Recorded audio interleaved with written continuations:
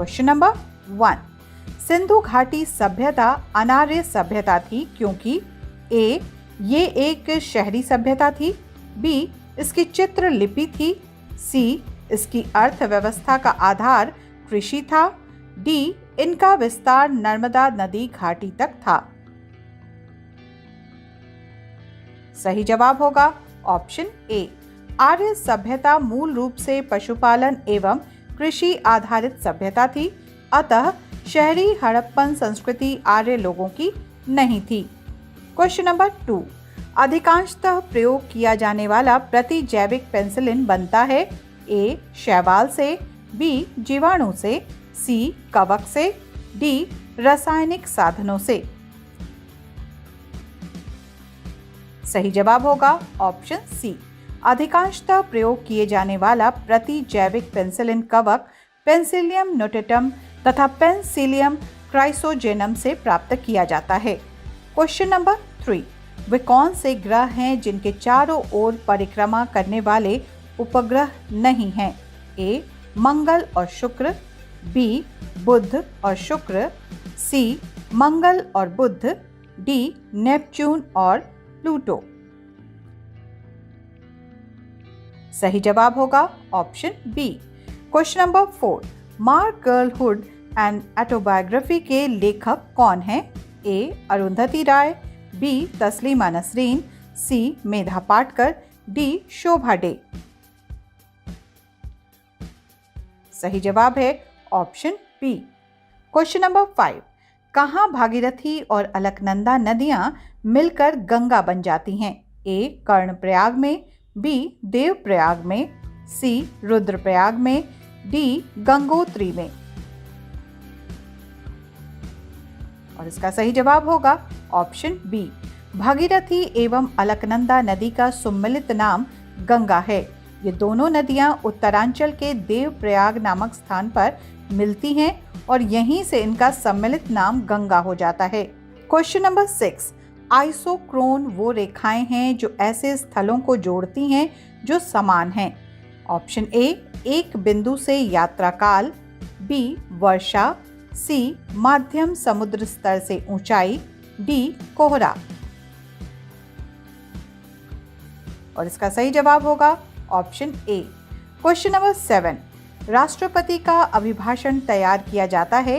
ए, राष्ट्रपति के विशेष सचिव द्वारा, बी, संसदीय मामलों के मंत्री द्वारा, सी, लोकसभा के स्पीकर तथा राज्यसभा के सभापति द्वारा संयुक्त रूप से, डी, प्रधानमंत्री और उनके मंत्रिमंडल द्वारा। और इसका सही जवाब होगा option D. Question number 8, Bangladesh की मुक्ति के समय पाकिस्तान का शासक कौन था? ए, अमूब खान, बी, याहिया खान, सी, जेड.ए. मुद्दो, डी, जियाउल हक। और इसका सही जवाब होगा ऑप्शन बी। क्वेश्चन नंबर 9, औद्योगिक विश्वविज्ञान अनुसंधान केंद्र कहाँ स्थित है? ए, देहरादून उत्तरांचल में, बी, लखनऊ उत्तर प्रदेश में, सी, नागपुर महाराष्ट्र में, डी, मैसूर कर्नाटका में।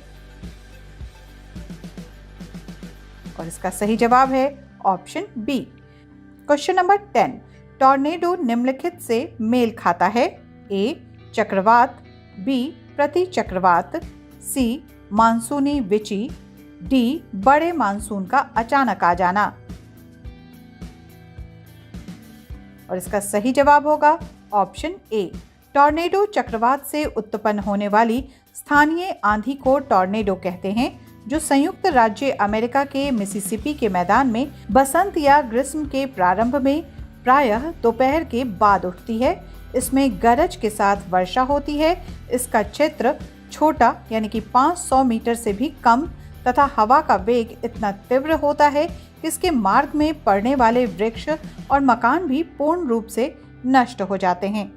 क्वेश्चन नंबर 11, किस एकमात्र कांग्रेस अधिवेशन की अध्यक्षता महात्मा गांधी ने की थी? ए, बेलगांव, बी, गया, सी, काकीनाडा, डी, कलकत्ता। सही जवाब होगा इसका ऑप्शन ए। सन 1924 ईस्वी में बेलगांव में हुए भारतीय राष्ट्रीय कांग्रेस के 40वें अधिवेशन की अध्यक्षता महात्मा गांधी ने की थी। क्वेश्चन नंबर 12, तारपीन का तेल निम्न पेड़ से प्राप्त होता है। ए नेटम, बी साइकस, सी देवदार, डी चीड़। और इसका सही जवाब है option D. Question number 13, herbarium क्या है?